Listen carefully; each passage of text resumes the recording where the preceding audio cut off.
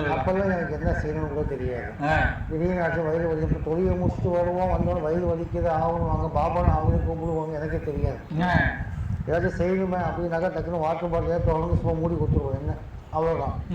கொஞ்சம் மனநிலை நல்லா ஆயிடுச்சுன்னுவாங்க. அப்போ என்ன இருக்குது அப்பான்னு தெரிய ஆரம்பிச்சு. அது இங்கே இன்டெப்த்தாக போகும்போது அதுக்கப்புறம் என்னென்ன செய்யணுன்றது சில கனவுல நிறைய விஷயங்கள் வந்தது, சில விஷயங்கள் நான் தான் கற்றுக்கிட்டது. சில குருஜிகள், ஈவன் நம்ம ஹிந்துஸ் நிறைய ஃப்ரெண்ட்ஸ் ஹிந்துஸ் முஸ்லீமாக விட. இப்போ நீங்கள் வெறும் தண்ணியை எடுத்து கொடுத்தீங்க, அந்த தண்ணியை குடித்தவங்களுக்கு பல நோய்கள் வந்து தீர்ந்ததுன்னு சொல்கிறீங்க. அந்த தண்ணி கொடுக்கும்போது ஏதாவது தியானங்கள் பண்ணி தான் கொடுப்போம். தண்ணி குடித்தவங்களுக்கு நோய் தீர்ந்ததுக்கு நானாக சொல்லலை, மற்றவங்க சொல்லி கேள்விப்பட்டு நீங்கள் என்கிட்ட வந்துருக்கு. ஆமாம், நாளைக்கு வாங்கி ஆமாம். ஏன்னா அந்த மாதிரி நோய் வாய்ப்பட்டு நோய் தீர்ந்ததுன்னு சொல்லி என்கிட்ட